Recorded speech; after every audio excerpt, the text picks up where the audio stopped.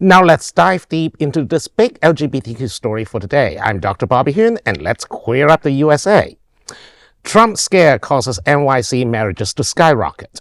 New York City has experienced a sharp increase in marriages following Donald Trump's re-election, and fears over same-sex marriage rights are adding to the surge. The city clerk's office recorded 8,537 marriage license appointments in November 2024, a 33% rise compared to last November. Anecdotal evidence suggests many LGBTQ couples rushed to secure their unions amid concerns that a second Trump administration could threaten marriage equality. Appointments spiked in the week after election with a jump of 55% from the weeks prior. The pace remained unusually high throughout the month before easing slightly by early December. While he was leaving the marriage bureau in Lower Manhattan with his new husband, Ryan Addario said, quote, "We already fought for it. I don't want to have to do it again," end quote.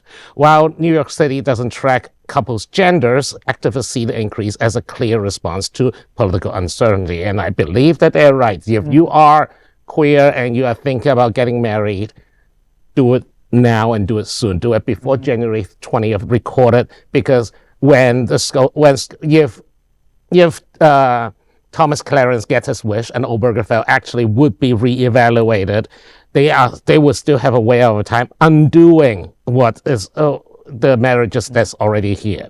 And as a family mediator, I also recommend a lot of couples to set up backup documents so that your marriage, even if Clarence Thomas managed to take it all away, so that you have contracts that deal with person-to-personal relationships. What we had to do before we had marriage equality. Absolutely. Exactly. I will point out that Biden, and actually through bipartisan legislation, did sign a defending marriage rights, not to protect the freedom to marry, but if you are married you can't lose it. Though this particular story I view as a really scary story, honestly, because the surge in marriages, because we don't know if it's queer or straight couples, but the last time I remember hearing about a rash of more marriages was Iraq, right before the invasion from George W. Bush. So, normally when you see a lot of people getting married very quickly, it tends to be a very bad sign for society. That was probably a lot of military couples. It was people, the New York Times, it was people being afraid that they wouldn't be alive in a couple of years. Yeah. And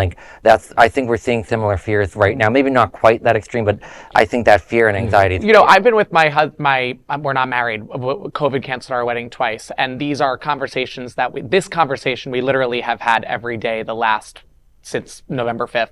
And I go back and forth because I'm like, so if we do it and then it gets overturned, is it worse that we did it, or is it better that we really go back and forth because I'm it's like, should we just go to the federal benefits have already been bestowed on same-sex married couples.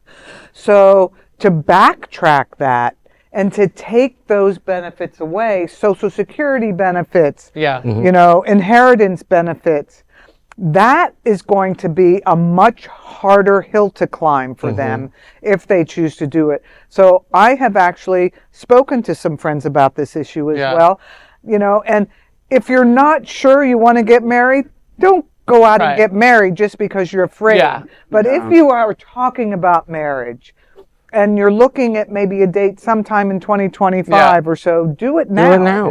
Yeah, absolutely. I do agree. I think I know a local attorney here, Elizabeth Schwartz, is an expert in this area. I believe she recently just did something, whether it was an online or some type of a for people that are concerned about losing those rights. It is I think most important having the right documents in place for any kind of planning for financially or legally is very important.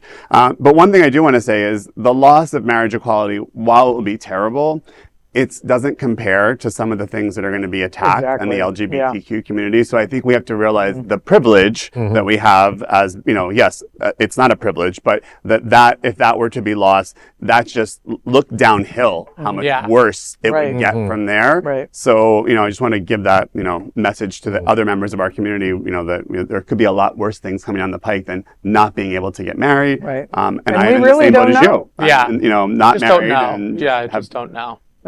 Yeah. But That is a big LGBTQ story for today. There is no other queer nonprofit media platform like this in the entire world. Support our LGBTQ stories by subscribing and sharing Queer News Tonight.